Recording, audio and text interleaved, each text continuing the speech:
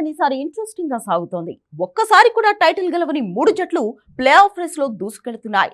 Rajasthan Royals, Chennai Super Kings ఇప్పటికే tourney నుంచి నిష్క్రమించగా సన్ రైజర్స్ కూడా అదే దారిలో ఉంది. మిగిలిన 7 జట్లు కూడా ప్లే ఆఫ్ రేస్ లో నిలవగా టాప్ 4 లో ఉన్న జట్లకే ఎక్కువ అవకాశాలున్నాయని అంచనా వేస్తున్నారు.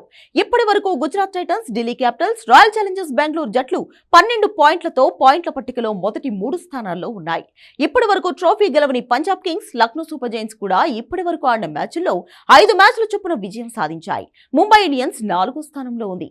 కాగా ఐపీఎల్లో ప్లే ఆఫ్ చేరే జట్లపై ఇప్పటికే పలువురు అంచనా వేస్తుండగా మరికొందరు మాజీలు టైటిల్ విజేత పైన తమ ప్రిడిక్షన్ చెబుతున్నారు.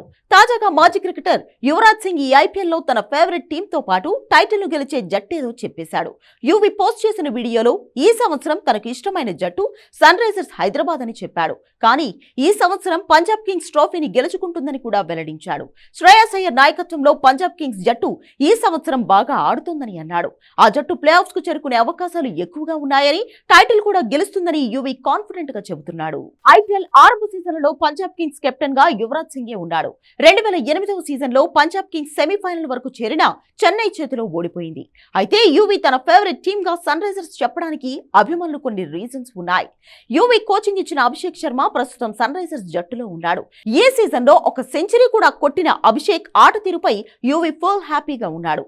ఈ కారణంగానే యువరాజ్ సింగ్ సన్ రైజర్స్ ను తన ఫేవరెట్ గా చెప్పాడంటూ ఫ్యాన్స్ కామెంట్స్ చేస్తున్నారు.